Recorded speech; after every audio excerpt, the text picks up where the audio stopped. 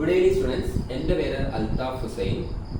ഞാനിന്ന് നിങ്ങളെ പഠിപ്പിക്കാൻ പോകുന്നത് +1 ഫിസിക്സിലെ മെക്കാനിക്കൽ പ്രോപ്പർട്ടീസ് ഓഫ് ഫ്ലൂയിഡ്സ് എന്ന് പറയുന്ന ചാപ്റ്ററിലെ Pascal's law of fluid pressure എന്ന് പറയുന്ന ടോപ്പിക്കാണ്. അപ്പോൾ Pascal's law of fluid pressure എന്ന് പറയുന്ന ടോപ്പിക്കിലേക്ക് എത്തുന്നതിന് ഞാൻ ഫ്ലൂയിഡ് എന്താണെന്ന് വളരെ ബ്രീഫ്ലി നിങ്ങളോടൊന്ന് പറയാം. എന്താണ് ഫ്ലൂയിഡ്? ഓക്കെ, ഫ്ലൂയിഡ് എന്ന് പറഞ്ഞു കഴിഞ്ഞാൽ it's a substance which has the ability to flow. ഒഴുകാൻ കഴിവുള്ള വസ്തുക്കളെയാണ് നമ്മൾ എന്ത് പറയുന്നത്? ഫ്ലൂയിഡ് എന്ന് പറയുന്നത്. For example liquids and gases. നമുക്കറിയാം, വായു ആയാലും ദ്രാവകമായാലും അവർക്ക് രണ്ടുപേർക്ക് എന്തുണ്ട്? ഒഴുകാനുള്ള എബിലിറ്റി ഉണ്ട്. ഓക്കെ, ഇവയാണ് നമ്മൾ എന്ത് പറയുന്നത്? ഫ്ലൂയിഡ്സ് എന്ന് പറയുന്നത്. ഓക്കെ, അപ്പം എന്താണ് പാസ്കൽസ് ലോ ഓഫ് ഫ്ലൂയിഡ് പ്രഷറിലേക്ക് എന്നുള്ളതിലേക്ക് നമുക്ക് കടക്കാം. എന്താണ് പാസ്കൽ എന്ന് പറയുന്ന സയൻറ്റിസ്റ്റ് കണ്ടുപിടിച്ച ഒരു ലോയാണെന്ത്? Pascal's law of fluid pressure. Okay, അത് ഈ പറയുന്ന ദ്രാവകത്തെ സംബന്ധിച്ച്, അല്ലെങ്കിൽ വാതകത്തെ സംബന്ധിച്ചിട്ടുള്ള ഒരു ലോയാണ്. ഓക്കെ, എന്താണ് ഇത് പറയുന്നതെന്ന് വെച്ച് കഴിഞ്ഞാൽ ഞാൻ ഡെഫിനിഷൻ ഞാനിവിടെ ജസ്റ്റ് എഴുതിയിട്ടുണ്ട്. നോക്കുക, ഡെഫിനിഷൻ ജസ്റ്റ് ഒന്ന് വായിച്ചു നോക്കാം.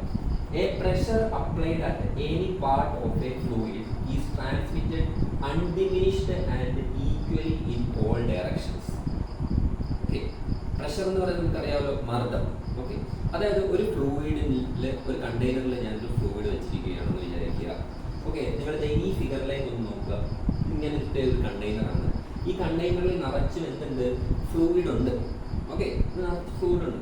ഓക്കെ, ഈ ഫ്ലൂയിഡിൽ ഞാൻ ഇവിടെ ഒരു പ്രഷർ അപ്ലൈ ചെയ്യുവാണെന്ന് വിചാരിക്കും. ഇവിടെ ഞാനൊരു പ്രഷർ അപ്ലൈ ചെയ്ത് കഴിഞ്ഞാൽ ആ pressure okay is transmitted undiminished and equally in all directions എന്നാണ് Pascal's law of fluid pressure പറയുന്നത്. ഞാൻ അവിടെ പ്രഷർ അവരുടെ പാർട്ടിൽ അപ്ലൈ ചെയ്ത് കഴിഞ്ഞാൽ ആ പ്രഷർ എല്ലാം ഈ വെസലിലുള്ള ദ്രാവകത്തിൻ്റെ എല്ലാ ഡയറക്ഷനിലേക്കും അതിൻ്റെ മാഗ്നിറ്റ്യൂഡ് ഒട്ടും ചോരാതെ തന്നെ ആ പ്രഷർ എല്ലാ ഡയറക്ഷനിലേക്കും വ്യാപിക്കും എന്നുള്ളതാണ് എന്ത് പറയുന്നത്? Pascal's law of fluid pressure പറയുന്നത്. മക്കൾക്ക് മനസ്സിലായി എന്ന് കരുതുന്നു എന്താണ് Pascal's law of fluid pressure.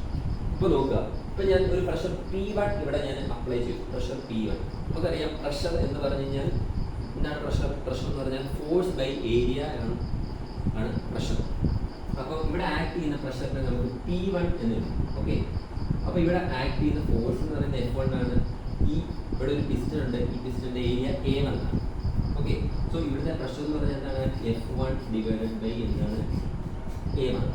Okay, so this pressure തന്നെ ആയിരിക്കും നമുക്ക് എവിടെ കിട്ടുക? ഇതിൻ്റെ ഈ ഒരു ഡയറക്ഷനിൽ നമുക്ക് എന്തായിരിക്കും കിട്ടുന്നത്? ആ സെയിം പ്രഷർ തന്നെ ആയിരിക്കും കിട്ടുന്നത്. അല്ലെങ്കിൽ അവിടെ ഉണ്ടാകുന്ന പ്രഷറിനെ നമുക്ക് എന്ത് വിളിക്കാം? P2 എന്ന് വിളിക്കാം. സപ്പോസ് നമുക്ക് എന്താ പറയാം? P2 എന്ന് വിളിക്കാം. P2 ഈസ് ഈക്വൽ ടു എന്താണ്? F2 divided by A2. F2 divided by A2 എന്ന് പറയും.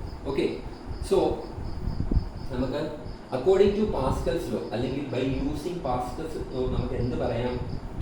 P1 is equal to എന്തെഴുതാം? P2 എന്ന് എഴുതാം. By using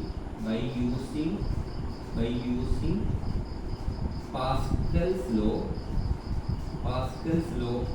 we can write P1 is equal to P2. Hope you understand. മനസ്സിലായല്ലോ? P1 എന്തായിരിക്കും? ഇവിടെ act ചെയ്യുന്ന pressure എന്ന് പറയുന്നത് എന്തായിരിക്കും?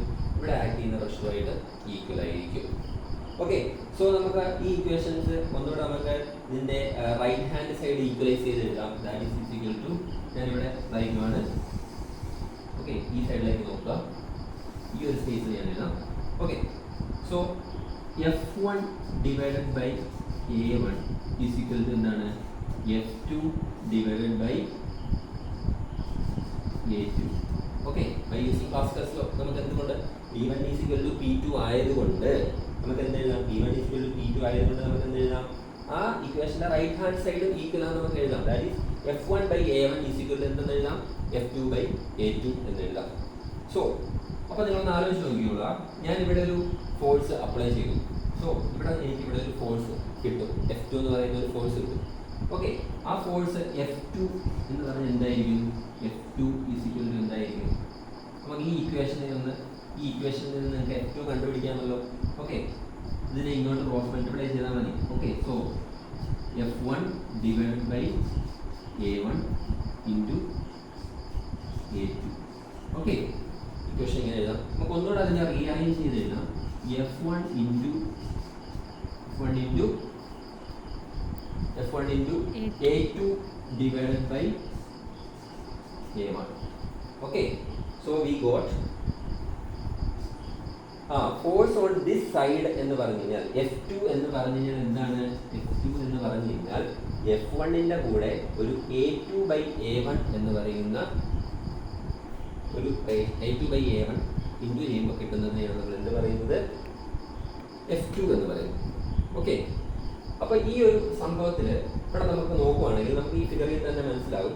ഓക്കെ, ഇതാണ് ഈ ഒരു ഇക്വേഷൻ, അതായത് നമുക്ക് ഈ കിട്ടിയിരിക്കുന്ന ഈ ഒരു ഇക്വേഷൻ F2 = എന്തായിരിക്കും? F1 × A2/A1.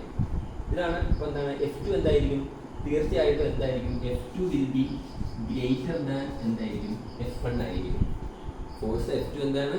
Greater than F1 ആയിരിക്കും. എന്തുകൊണ്ടാണ് F2 ഗ്രേറ്റർ ദാൻ F1 ആയത്? അതിന് കാരണം ഒന്നാണ്.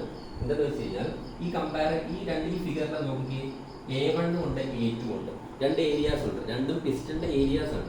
But A2 is greater than എന്താണ്? A1 ആണ്. ഓക്കെ, ഈ A2 എന്താണ്? A1-നേക്കാട്ടിലും എന്താണ്?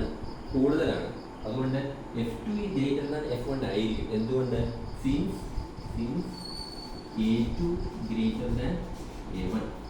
അതായത് ചുരുക്കത്തിൽ പറഞ്ഞു കഴിഞ്ഞാൽ എന്താ സംഭവിച്ചതെന്ന് വെച്ച് കഴിഞ്ഞാൽ ഞാനിവിടെ ചെറിയൊരു ഫോഴ്സ് കൊടുത്തപ്പോൾ എനിക്ക് ഔട്ട്പുട്ടായിട്ട് എന്ത് കിട്ടി? ഒരു വലിയൊരു ഫോഴ്സ് കിട്ടി. അപ്പോൾ എനിക്ക് ചെറിയൊരു ഫോഴ്സ് കൊടുത്തു കഴിഞ്ഞ് കഴിഞ്ഞാൽ ഒരു വലിയ ഫോഴ്സ് എനിക്ക് ഔട്ട്പുട്ടായി കിട്ടും. അപ്പോൾ നിങ്ങളൊന്ന് ആലോചിച്ച് നോക്കുക. ഇപ്പോൾ എനിക്ക് ഇവിടെ വലിയ ഒരു എന്താ പറയുക, ഒരു 10-400 കിലോ ഭാരമുള്ള ഒരു വസ്തുവിനെ എനിക്കിവിടെ പൊക്കണം എന്ന് വിചാരിക്കുക. ഓക്കെ, ഈ സൈഡിൽ എനിക്ക് പൊക്കണം എന്ന് വിചാരിക്കുക. അപ്പോൾ എനിക്കിവിടെ നല്ല ഫോഴ്സ് ആവശ്യമായിരിക്കും അല്ലേ? പക്ഷേ ഞാൻ ഒറ്റൊരാളെ ഉള്ളൂ അത് പൊക്കാൻ. ഓക്കെ, അപ്പോൾ എനിക്കെന്താണ്? ഒരു ചെറിയൊരു ഫോഴ്സ് കൊടുത്ത് എനിക്ക് ചെറിയൊരു ഫോഴ്സ് കൊടുക്കാൻ പറ്റുള്ളൂ, ഞാൻ ഒരാളല്ലേ ഉള്ളൂ. അപ്പം ഒരു ചെറിയ ഫോഴ്സ് ഞാനിവിടെ കൊടുത്തു കഴിഞ്ഞാൽ ഇവിടെ എനിക്ക് എന്ത് കിട്ടും? ഒരു വലിയ ഫോഴ്സ് കിട്ടും. ഓക്കെ, ഇങ്ങനെ വർക്ക് ചെയ്യുന്ന ഈ ഒരു ഡിവൈസിനെ നമ്മൾ വിളിക്കുന്ന പേരാണ് ഹൈഡ്രോളിക് ലിഫ്റ്റ്. മനസ്സിലായല്ലോ? അപ്പോൾ ഹൈഡ്രോളിക് ലിഫ്റ്റിൻ്റെ ആപ്ലിക്കേഷൻ എന്താണെന്ന് ചോദിച്ചു കഴിഞ്ഞാൽ ഞാൻ ഇപ്പം നിങ്ങളെ പഠിപ്പിച്ച ഈ ടോപ്പിക്കായിട്ടുള്ള Pascal's law of fluid pressure എന്ന് പറയുന്ന ആ ഒരു ലോയാണ് നമ്മളുടെ ഈ ഹൈഡ്രോളിക് ലിഫ്റ്റ് എന്ന് പറയുന്ന ഡിവൈസിൻ്റെ വർക്കിങ്ങിന് ആധാരമായിട്ടുള്ളത്. കുട്ടികൾ, നിങ്ങൾക്ക് എല്ലാവർക്കും ഇത് മനസ്സിലായി എന്ന് ഞാൻ കരുതുന്നു. ഓക്കെ, ഇത്രയുമാണ് എനിക്കിതിനെപ്പറ്റി പറയാനുള്ളത്. Okay, thank you. എല്ലാവർക്കും മനസ്സിലായി എന്ന് കരുതുന്നു.